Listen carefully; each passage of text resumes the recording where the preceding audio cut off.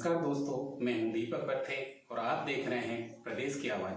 तो आइए बात करते हैं आज की कुछ खास खबरों की। राजधानी भोपाल में शुरू हुई ग्लोबल इन्वेस्टर्स समिट। प्रधानमंत्री श्री नरेंद्र मोदी जी ने लॉन्च की 18 नई नीतियां। मध्य प्रदेश की राजधानी भोपाल में आज 2 दिवसीय ग्लोबल इन्वेस्टर्स समिट 2025 का श्री गणेश हो गया है। प्रधानमंत्री श्री नरेंद्र मोदी जी ने यहां इंदिरा गांधी राष्ट्रीय मानव संग्रहालय में आयोजित इस समिट का शुभारंभ कर प्रदेश की नई 18 नीतियों को लॉन्च किया। इससे पहले मुख्यमंत्री डॉक्टर मोहन यादव ने उन्हें अंगवस्त्र उड़ाकर भगवान महाकाल की तस्वीर भेंट की। इस मौके पर देश विदेश के डेलीगेट्स और उद्योगपति मौजूद रहे। इस अवसर पर प्रधानमंत्री श्री नरेंद्र मोदी जी ने कहा कि वो बच्चों की परीक्षा के कारण यहाँ देरी से पहुंचे, इसके लिए क्षमा चाहते हैं। उन्होंने कहा कि बच्चों की असुविधा को देखते हुए उन्होंने अपना कार्यक्रम बदला। समारोह में प्रधानमंत्री श्री मोदी ने मध्य प्रदेश में निवेश को प्रोत्साहित करने वाली 18 से अधिक नई नीतियों को रिमोट का बटन दबाकर लॉन्च किया। इसके साथ ही राज्य की औद्योगिक और निवेश क्षमता पर तैयार एक शार्ट वीडियो फिल्म भी निवेशकों को दिखाई गई। प्रदेश की औद्योगिक संभावना पर केंद्रित लघु फिल्म मध्य प्रदेश अनंत संभावना का प्रदर्शन किया गया। इसके साथ ही प्रधानमंत्री श्री मोदी के नेतृत्व में मार्गदर्शन में विश्व की प्रमुख अर्थव्यवस्था के रूप में उभरते भारत पर केंद्रित लघु फिल्म इंडिया ग्रोथ स्टोरी का भी प्रदर्शन किया गया।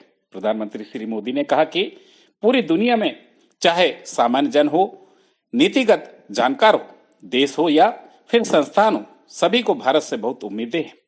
पिछले कुछ हफ्तों में जो कमेंट्स आए हैं वो भारत के हर निवेशक को उत्साह बढ़ाने वाले हैं।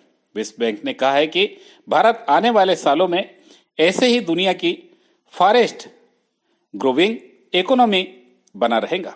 उन्होंने कहा कि मध्य प्रदेश आज देश की ईवी क्रांति के लीडिंग स्टेट में से एक है।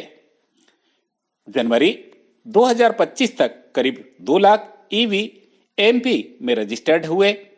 एमपी आज मैन्युफैक्चरिंग में नए सेक्टर के लिए भी शानदार डेस्टिनेशन बनता जा रहा है। विश्व बैंक ने कहा कि आने वाले सालों में ऐसे ही दुनिया की फास्टेस्ट ग्रोइंग इकोनॉमी बना रहेगा। यूएन की एक संस्था ने भारत को सोलर पावर की सुपर पावर कहा है। यह भी कहा गया है कि जहां कई देश सिर्फ बातें करते हैं, वहीं भारत नतीजे लाकर दिखाता है। एक रिमोट में बताया है कि ग्लोबल एरो स्पेस बम्स के लिए कैसे भारत एक बेहतरीन सप्लाई चेन के रूप में उभर रहा है। प्रधानमंत्री श्री नरेंद्र मोदी जी ने समिट में करीब 1.25 घंटे तक रुके और लोगों का अभिवादन किया। इस दौरान समिट स्थल पर बनाए गए पीएम लाउंज में भी उनकी उद्योगपतियों से 1-to-1 चर्चा हुई।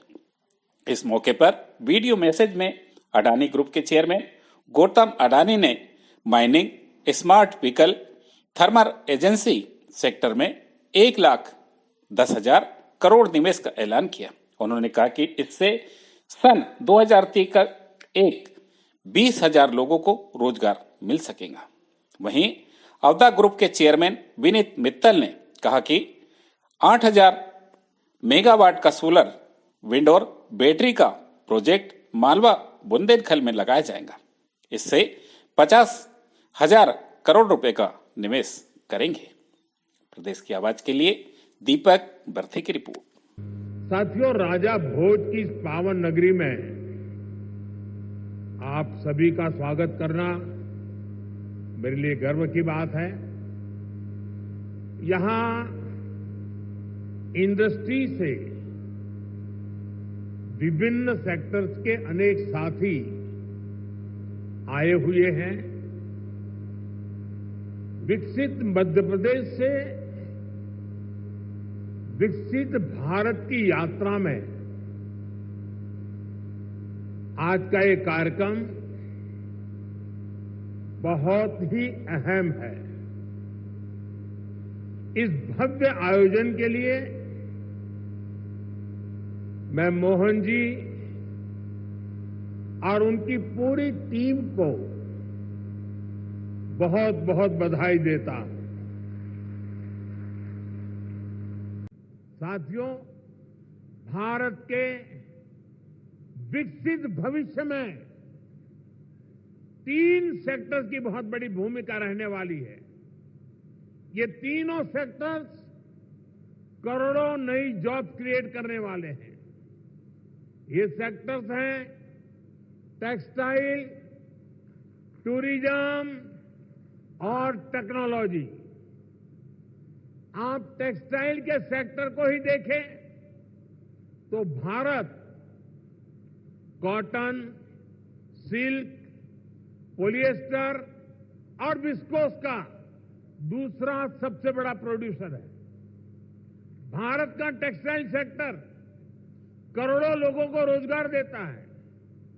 भारत के पास टेक्सटाइल से जुड़ी एक पूरी ट्रेडिशन भी है, स्किल भी है और एंटरप्रेन्योरशिप भी है। और मध्य प्रदेश तो एक प्रकार से भारत की कॉटन कैपिटल है। भारत की करीब 25% organic cotton supply Madhya Pradesh से ही होती है। मध्य प्रदेश मलबरी सिल्क, इसका भी देश का सबसे बड़ा प्रोड्यूसर है। यहां की चंदेरी और माहेश्वरी साड़ियां बहुत पसंद की जाती हैं। इन्हें जीआई टैग दिया जा चुका है। इस सेक्टर में आपका इन्वेस्टमेंट यहां के टेक्सटाइल को ग्लोबली अपनी छाप छोड़ने में बहुत मदद करेगा। साथियों, भारत ट्रेडिशनल टेक्सटाइल के अलावा नए एवेन्यूज भी खोज रहा है। एग्रो टेक्सटाइल, मेडिकल टेक्सटाइल और जियो टेक्सटाइल, ऐसे टेक्निकल टेक्सटाइल को हम बढ़ावा दे रहे हैं। इसके लिए नेशनल मिशन शुरू किया गया है। इसे बजट में भी हमने प्रोत्साहन दिया है। आप सभी सरकार की पीएम मित्र स्कीम से भी परिचित है। देश में टेक्सटाइल सेक्टर के लिए ही 7 बड़े टेक्सटाइल पार्क बनाए जा रहे हैं। इनमें से एक मध्य प्रदेश में भी बन रहा है। ये टेक्सटाइल सेक्टर की ग्रोथ को नई बुलंदी देने वाला है। मेरा आग्रह है कि आप टेक्सटाइल सेक्टर के लिए घोषित पीएलआई स्कीम का भी जरूर फायदा उठाएं। साथियों, टेक्सटाइल की तरह ही भारत अपने टूरिज्म सेक्टर में भी नए आयाम जोड़ रहा है। कभी एमपी टूरिज्म का एक कैंपेन होता था, एमपी अजब भी है, सबसे गजब भी है। जहां एमपी में नर्मदा जी के आसपास के स्थानों का, आदिवासी क्षेत्रों में टूरिज्म इंफ्रास्ट्रक्चर का बहुत अधिक विकास हुआ है। यहां कितने ही सारे नेशनल पार्क्स हैं।